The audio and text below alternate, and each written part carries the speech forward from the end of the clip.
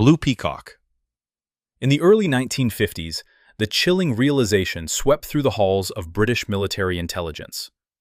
If the Soviet Union decided to roll its seemingly infinite mechanized army across the North German plain, there was absolutely nothing conventional forces could do to stop them.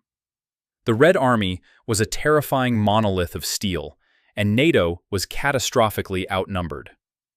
The British Army of the Rhine was essentially a speed bump. So, top-secret planners at the Armament Research and Development Establishment in Kent hit upon a solution that was breathtaking in its sheer, apocalyptic audacity. They called it Blue Peacock, and the plan was brutally simple. The British were going to secretly bury 10 massive, 10-kiloton nuclear landmines under the idyllic, friendly, Allied farmlands of West Germany. Each of these devices was a monumental piece of steel casing housing a plutonium core, boasting roughly half the destructive yield of the bomb dropped on Nagasaki. The strategic theory was known as nuclear denial. If the Red Army invaded, retreating British commanders would simply arm the buried weapons on an 8-day timer or detonate them via remote wire. When the Soviet tank columns rolled over the blast zone, they would be instantly vaporized in a 10-kiloton inferno, leaving a massive, irradiated crater that would theoretically stall the invasion for months, or perhaps years. However, the British engineers immediately ran face first into a baffling, deeply embarrassing practical issue. The ground in West Germany during the winter freezes solid. The highly sensitive, intricate electronics of a 1950s nuclear bomb do not appreciate sub-zero temperatures. If the components froze, the timing mechanisms would fail, and the ultimate deterrent would become nothing more than a very expensive, highly radioactive underground paperweight. To solve this, the top scientific minds of the British Empire brainstormed thermal insulation techniques. After discarding several highly technical solutions, they settled on a fix so profoundly absurd it sounds like a Monty Python sketch drafted in a fever dream. The official, heavily classified military solution was to pack the interior of the nuclear bomb casing with live chickens. I am not making this up. The plan dictated that just before burial, military technicians would stuff a flock of live chickens into the casing, along with enough birdseed and water to keep them alive for roughly 8 days. The natural body heat generated by the panicked poultry pecking around inside the hull of a weapon of mass destruction would theoretically be sufficient to keep the delicate wiring from freezing over. Ultimately, the sheer insanity of the logistics and the terrifying political nightmare of what happens when you accidentally nuke a friendly German dairy farm in peacetime caused the project to be hastily and quietly shelved in 1958. Furthermore, the strategic implications were disastrous. A retreating commander firing off 10 nuclear landmines in the chaotic fog of war wouldn't just stop a tank column. It would instantly signal to Moscow that the West had initiated an unprovoked nuclear first strike on its own territory. The Soviet retaliation would have been immediate, overwhelming, and aimed directly at London and Washington. Thus, Blue Peacock stands as a bizarre monument to a time when governments were perfectly willing to commit localized nuclear suicide, powered by poultry, just to inconvenience an enemy. Davy Crockett. So, the military high command finally realized that randomly burying 10-kiloton nukes under Allied farmland and waiting for the enemy to step on them was a logistical nightmare with an unacceptable margin for accidental Armageddon. But the underlying problems still remained. How do you stop a tidal wave of Soviet armor from flooding across Europe? The answer, according to the United States military, was to take the apocalyptic power of a nuclear warhead and hand it directly to a sleep-deprived 19-year-old infantryman. Which brings us to arguably the most suicidal and terrifying weapon ever conceived for frontline combat: the M28 or M29 Davy Crockett weapon system. Imagine taking a nuclear grenade, strapping it to a bazooka, pitching it blindly over a hill, plugging your ears, and vigorously praying that the wind doesn't change direction. That was the core operating procedure of the Davy crockett.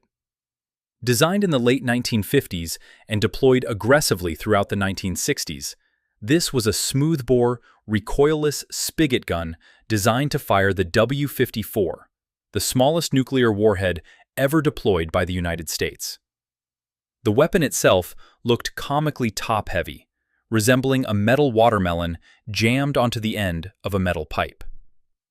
Depending on the settings, the W-54 yielded an explosive force equivalent to roughly 10 to 20 tons of TNT. This is minuscule compared to city-leveling strategic weapons, but on a tactical battlefield, it is absolute, unmitigated devastation. However, the military engineers responsible for this pocket-sized apocalypse overlooked a spectacularly fatal flaw in the weapon's design geometry. The Davy crockett was notoriously inaccurate, especially in the heat of combat with adrenaline pumping and crosswinds howling.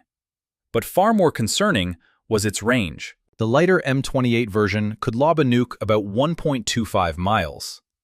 The lethal radiation radius of the W-54 warhead, combined with the unpredictable spread of immediate nuclear fallout, was often vastly wider than the weapon's actual firing range.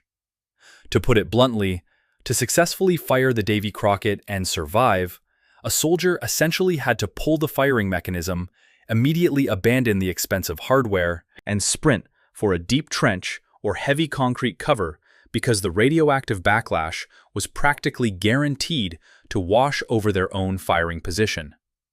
It was a weapon designed with the terrifying presumption that the men firing it were entirely expendable. Naturally, the prospect of turning a frontline grunt into a walking doomsday button absolutely terrified senior commanders and political leaders. The Cold War was a fragile ecosystem of deterrence built on the idea that nuclear weapons were strategic last resorts, strictly controlled by the highest echelons of government. The Davy crockett essentially decentralized Armageddon.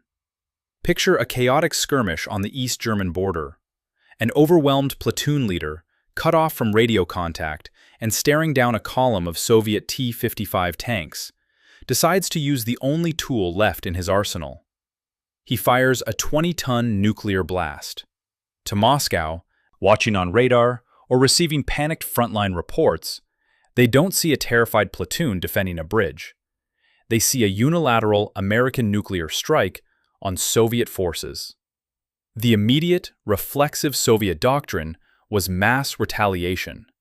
A single, panicked tactical decision in a muddy field could have easily been misinterpreted as the opening salvo of World War III, triggering an immediate, civilization-ending exchange of strategic intercontinental ballistic missiles. The Davy crockett was quietly retired from service by 1971, entirely because the men in charge finally realized that making it easier to start a nuclear war is the fastest way to accidentally end the world. Dead hand. But what happens when the fragile, flawed human commanders we rely on to make these terrifying decisions are entirely removed from the equation? What happens when a superpower decides that the best way to ensure mutual assured destruction is to hand the launch keys over to a blind, unfeeling algorithm? The answer is the most chilling conceptual nightmare of the Cold War. During the height of the Reagan-era paranoia in the 1980s, the Soviet Union grew increasingly terrified of a decapitation strike, a sudden, preemptive American nuclear attack, specifically designed to wipe out the entire Soviet leadership in Moscow before they even had a chance to issue a retaliatory order. To counter this, Soviet engineers built the ultimate, terrifying insurance policy: a fully automated, semi-autonomous doomsday machine, officially known as Perimeter, but whispered about in Western intelligence circles as Dead Hand. If the system was activated during a period of high international tension, it would essentially cut the human chain of command out of the loop and begin listening directly to the Earth itself. Dead Hand was a complex, widely dispersed network of sensors buried across the Soviet landscape, designed to detect the specific signatures of a nuclear detonation. It utilized massive seismic sensors to feel the earth-shattering shockwaves of a strike, wide-area radiation monitors to sniff for sudden, massive spikes in radioactive isotopes, and highly sensitive air pressure gauges to record the unique atmospheric overpressure generated by a nuclear fireball. If the Soviet leadership was wiped out and communications with the Kremlin went dead, this mechanical beast would wait in the darkness. If its sensors registered the distinct pattern of a nuclear attack, the system would automatically, and without any further human intervention, authorize the launch of specialized command rockets. These command rockets would fly over the massive fields of Soviet ICBM silos, broadcasting a continuous, unblockable radio launch code down to the waiting missiles. The entire remaining Soviet nuclear arsenal would then launch simultaneously, unleashing an indiscriminate, civilization-ending retaliatory strike on the West. The fatal, horrifying flaw in this logic is painfully obvious to anyone who has ever owned a computer or driven a car.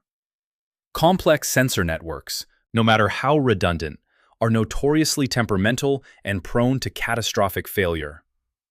An anomalous, massive solar storm wreaking havoc on the electromagnetic spectrum, a freak geological earthquake presenting strange seismic data, or even a cascading software glitch in a rogue atmospheric barometer could theoretically mimic the specific data pattern the system was desperately looking for. Dead Hand effectively handed the fate of the entire human species over to the reliability of a 1980s Soviet weather station. It meant that during a tense standoff, when the system was primed and waiting, a single mechanical glitch or misread sensor could have initiated a sequence of events resulting in the automatic launch of thousands of nuclear warheads, ending the world mathematically, coldly, and without a single human being ever actually giving the order. It is the purest distillation of Cold War terror. The idea that mankind built the machinery of its own extinction and then set it on a hair-trigger timer. Tsar Bomba. While the Soviet bureaucrats were busy automating Armageddon beneath the earth, their scientific elite were intensely focused on maximizing raw, unadulterated, world-ending power above it. The arms race of the 1950s and 60s was an era defined by a terrifying logic. If your enemy builds a bomb that can destroy a city, you must build a bomb that can destroy a state. And if they build a bomb that can destroy a state, you must build one that can crack the very continent.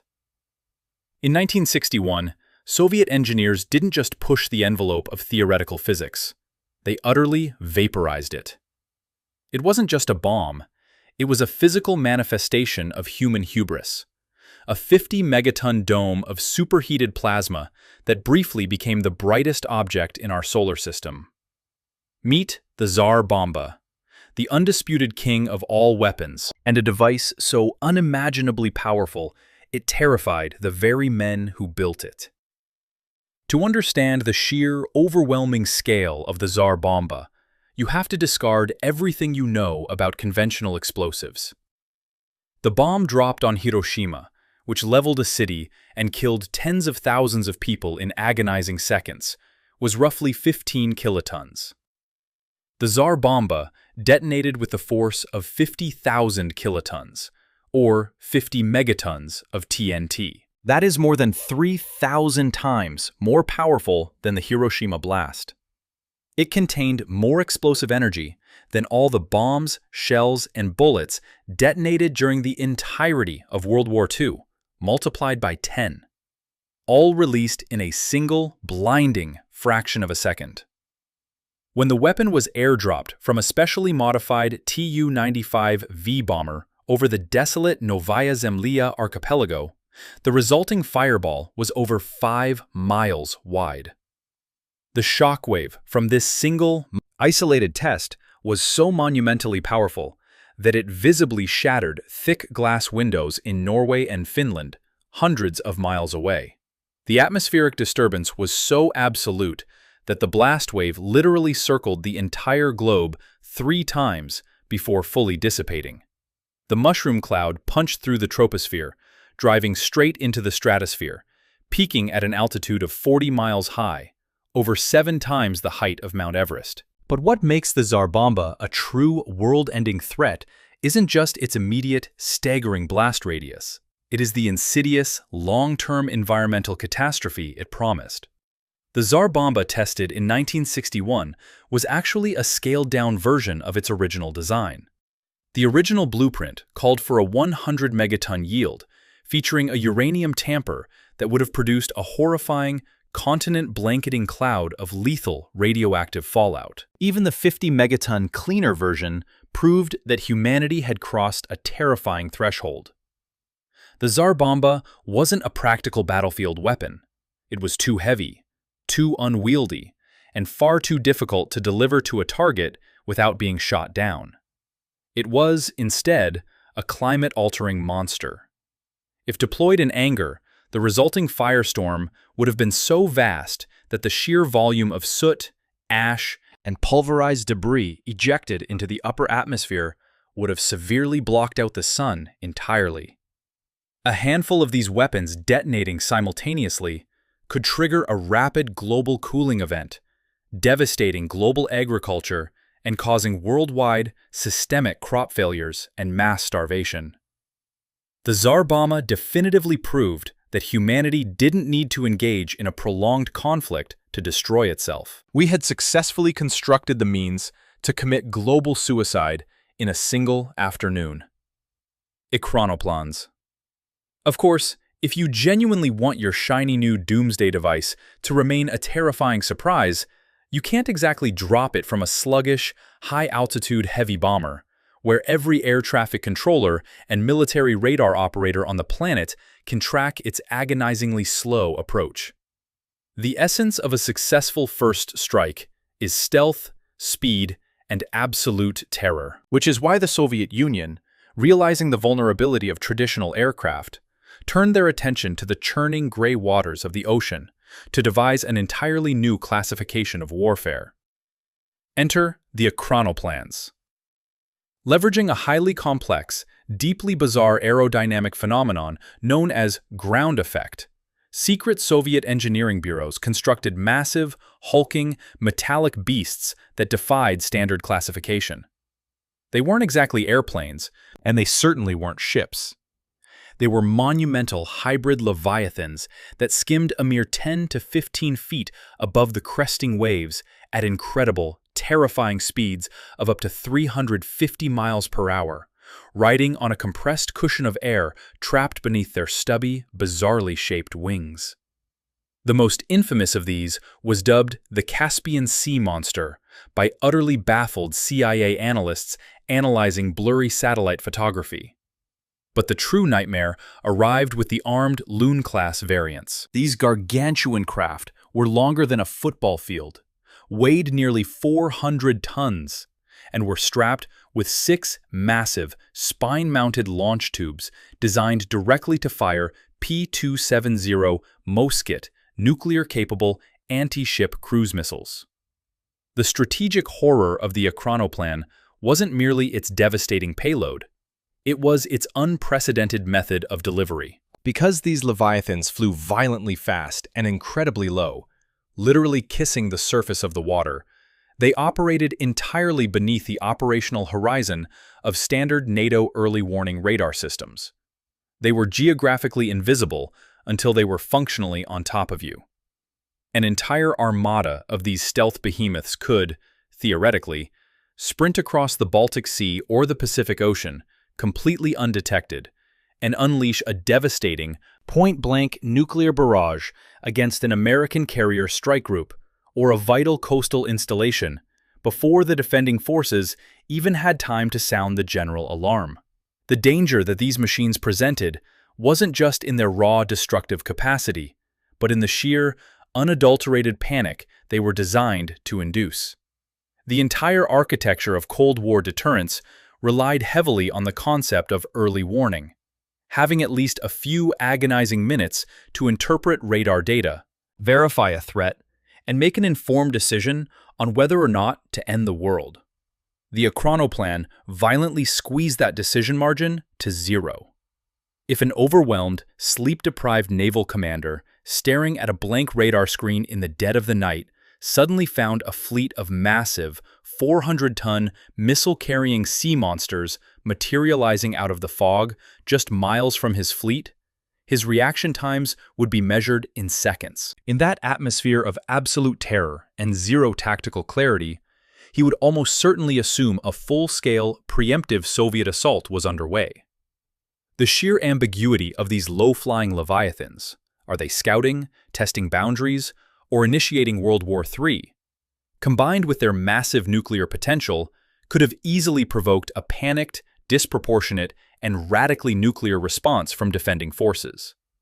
The Ekranoplan never launched a missile in anger, but it stands as a testament to the fact that building weapons specifically designed to bypass human decision-making time is a terrifyingly effective way to spark an accidental war.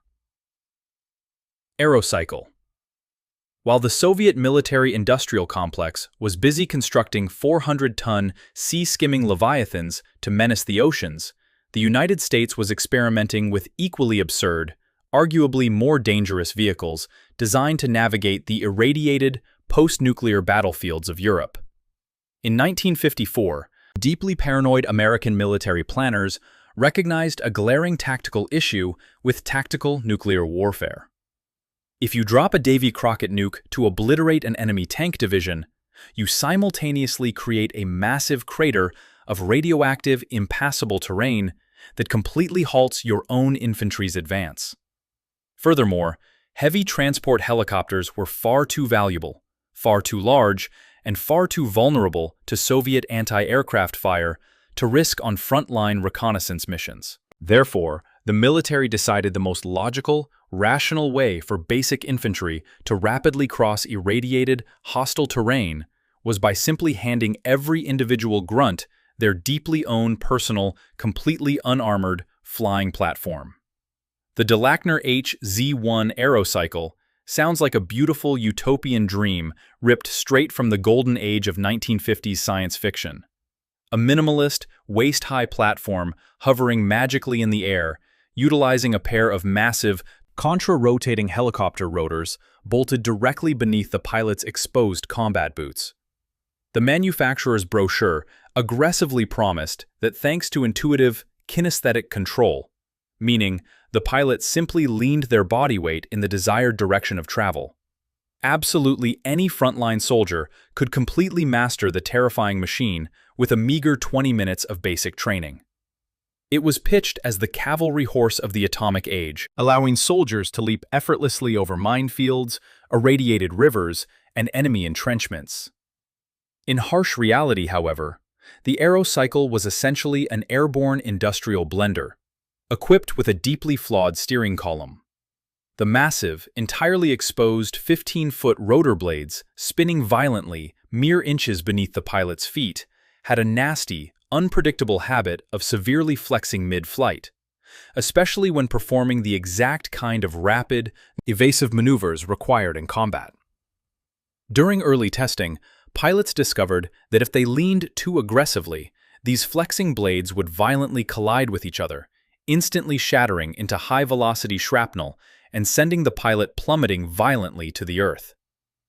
To make matters vastly worse, the dream of 20-minute mastery was an absolute myth. The machine was wildly unstable, completely unsuited for carrying weapons, and required immense physical exertion just to prevent it from immediately plunging into a death spiral. But the true peril of the Aerocycle wasn't merely the high probability of accidental decapitation. It was the sheer strategic chaos it was designed to introduce to a hyper-tense border region. The Cold War was an era defined by agonizingly rigid protocols and intense border surveillance. Now, imagine the strategic nightmare of a dozen panicked, severely undertrained, heavily armed teenage soldiers on wildly unstable flying platforms, suddenly spiraling violently out of control and drifting directly across the heavily militarized border into East Germany, during a period of high international tension. to a twitchy, highly indoctrinated Soviet border guard peering through the fog, a chaotic, uncoordinated swarm of unregistered experimental flying infantry does not look like a navigational error or a failed reconnaissance test. It looks exactly like an aggressive, highly unconventional airborne invasion. In the incredibly fragile, hair-trigger environment of the Cold War, a misunderstood border incursion involving experimental aircraft meant screaming sirens, the turning of launch keys, and the rapid, unstoppable escalation into a conflict that could end human civilization over a mechanical failure on a flying unicycle. Insectoopter. While the conventional branches of the military were aggressively trying to put soldiers into the sky on absurd platforms, the Central Intelligence Agency was focused on a threat that was vastly smaller, exponentially more difficult to detect, and arguably far more insidious to the delicate balance of global power. During the intensely paranoid intelligence wars of the 1970s, the CIA's Office of Research and Development realized that human spies were incredibly flawed, prone to compromise, and terribly difficult to extract from hostile environments. What they truly needed was an entirely invisible, completely deniable asset that could penetrate the most secure, airtight diplomatic spaces on the planet without raising a single alarm. Their radical solution was the Insectoopter, an unbelievably sophisticated micro-drone, shaped, weighted, and meticulously painted to perfectly mimic the appearance and flight patterns of a common 3.5-inch dragonfly, while secretly carrying a microscopic, highly sensitive recording microphone. From an engineering standpoint, the Insectoopter was a breathtaking masterpiece of extreme miniaturization. A master watchmaker was specifically contracted to build a microscopic fluidic oscillator mechanism to perfectly simulate the rapid fluttering of insect wings, powered by a minuscule gas engine. But the guidance system was easily the most brilliant and deeply fragile element of the design. The drone contained no onboard computing.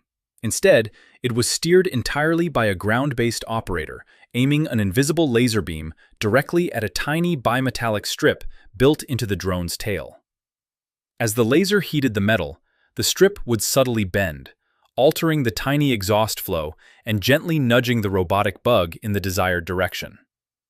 In deeply controlled, perfectly calm laboratory environments, it was a staggering success, proving that invisible, insectoid espionage was undeniably possible. But out in the harsh, unpredictable reality of the real world, there was a deeply humiliating catch. The Insectoopter was practically useless. Because the entire contraption weighed a meager single gram, even the gentlest, most imperceptible cross breeze, the kind generated by a closing door or a person walking past, would violently toss the fragile spy hundreds of feet off its intended course. The requirement for a human operator to maintain a perfectly steady, unbroken laser lock on a violently erratic single-gram target in open-air conditions was laughably impossible. Consequently, while the CIA eventually laughed the project off the active drawing board and relegated it to their private museum, the fundamental concept it represented showcased a terrifying, previously unconsidered existential threat to global stability. Imagine for a moment a perfected, highly resilient version of the micro-drone operating during a period of agonizing global tension like the Cuban Missile Crisis. If an utterly undetectable surveillance device managed to capture, or far worse, allowed an intelligence service to completely fabricate using splice edits, a highly sensitive, deeply private conversation between adversarial leaders contemplating a tactical strike, that audio could be strategically leaked to the global press or allied intelligence services to deliberately trigger immense political panic. When high-stakes, apocalyptic diplomacy relies heavily on absolute secrecy, off-the-record negotiations, and carefully managed public perceptions, invisible, deniable spies render every single private whisper a potential spark for total war. By totally erasing the concept of a secure room, extreme miniaturization theoretically robs diplomatic leaders of the safe space required to de-escalate crises, ensuring that every unguarded comment could become the justification for launching the missiles. LGM-118, Peacekeeper. This brings us, inevitably, to arguably the most aggressively and ironically named piece of apocalyptic hardware in the entire history of human civilization. Because nothing quite screams peaceful resolution like investing billions of dollars to cram 10 entirely independent, heavily shielded, individually targetable nuclear warheads onto the nose of a single, hyper-accurate intercontinental ballistic missile. The LGM-118 Peacekeeper, deployed by the United States in the mid-1980s, was the absolute terrifying apex of a specific, deeply flawed brand of Cold War strategic thinking. It was designed to solve what military theorists call the hard target kill problem. The ability to successfully destroy heavily fortified, deep underground Soviet missile silos before those missiles could ever be launched in retaliation. The foundational strategic theory behind the technology, known as MIRVs, multiple independently targetable re-entry vehicles, appeared to be an elegant, deeply efficient mathematical solution on military whiteboards. By launching one massive peacekeeper missile into the upper atmosphere, the United States could release a bus that would systematically, precisely, drop 10 distinct 300-kiloton warheads, allowing a single weapon to utterly obliterate 10 geographically separated Soviet missile installations simultaneously. It was a masterpiece of lethal efficiency. But transitioning this theoretical elegance into a deployed physical reality created an absolute, world-destabilizing bureaucratic nightmare that fundamentally broke the psychological balance of Cold War deterrence. The entire premise of mutual assured destruction relied on the comforting, terrifying certainty that if one side launched a surprise attack, the other side would definitively possess enough surviving firepower to completely annihilate the aggressor.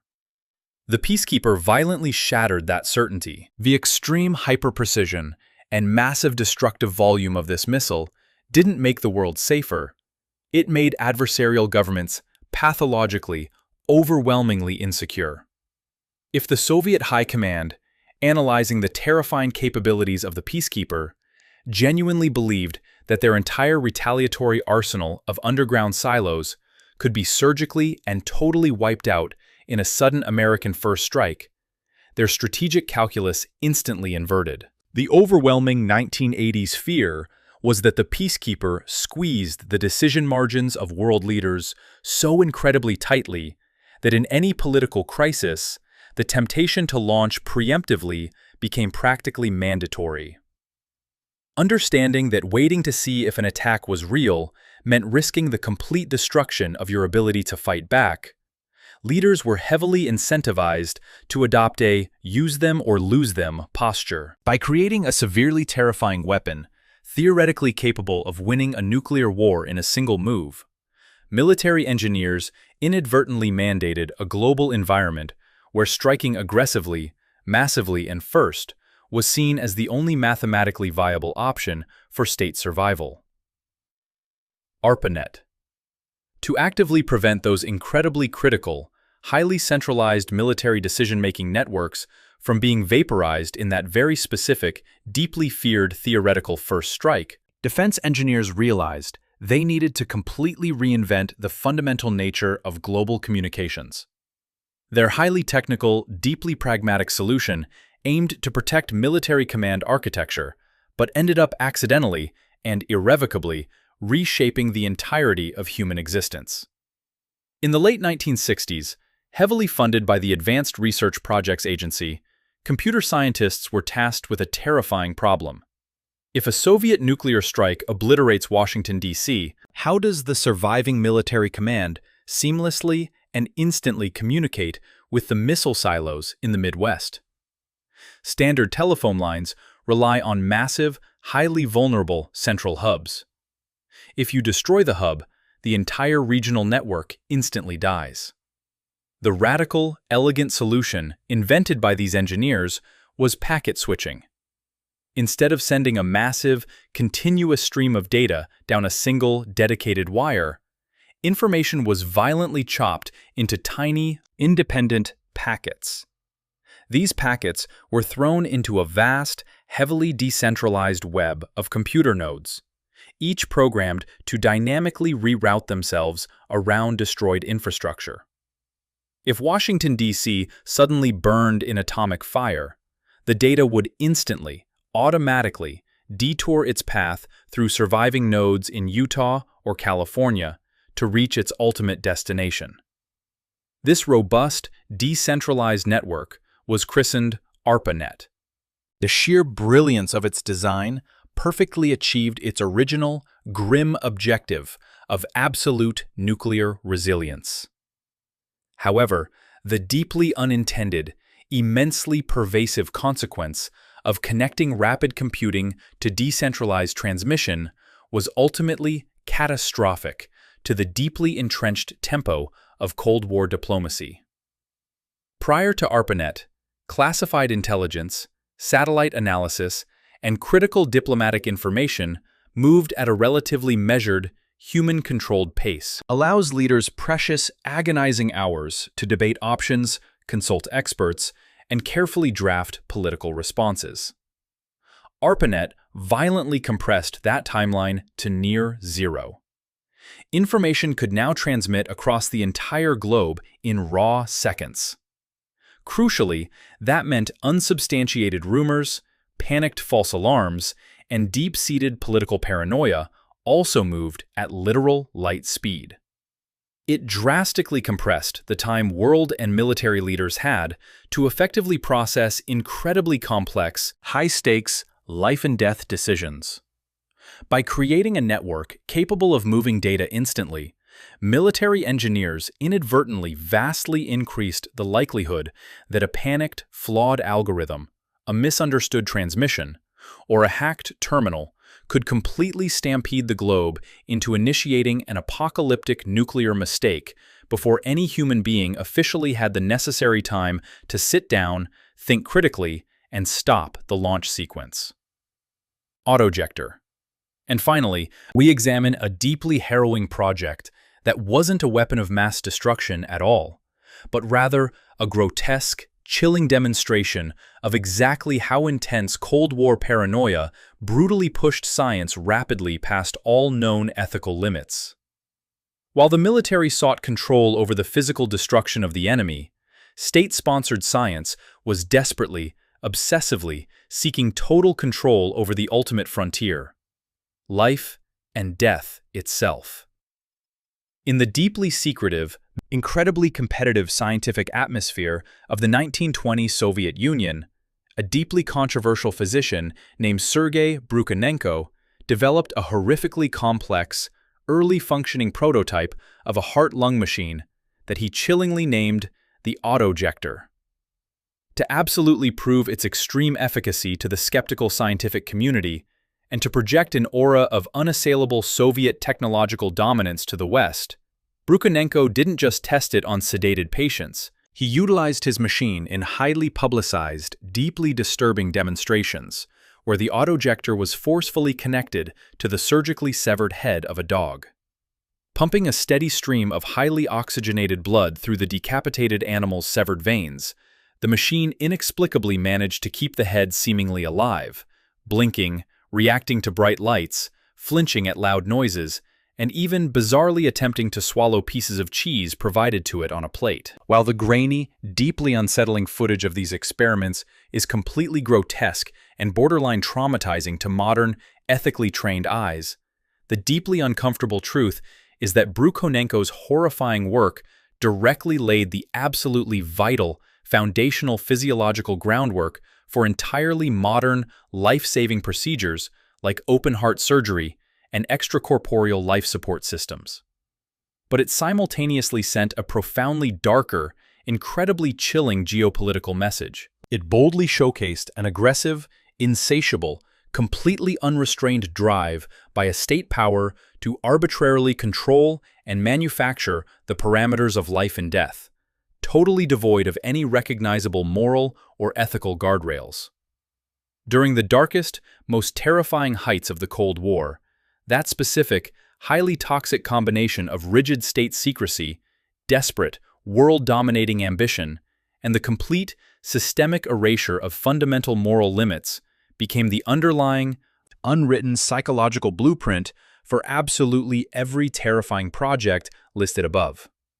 Because when an entire government administration fundamentally internalizes the belief that they are not merely fighting a political opponent, but rather engaged in a deeply existential, apocalyptic battle for the ultimate survival of their overarching ideology, no scientific experiment is considered too grotesque, and no theoretical weapon design is considered too catastrophically dangerous. And when an administration proves that it is perfectly willing, and indeed eager, to aggressively play God simply to win a temporary geopolitical stalemate, the terrifying question isn't whether they will eventually build the machine that accidentally ends the world.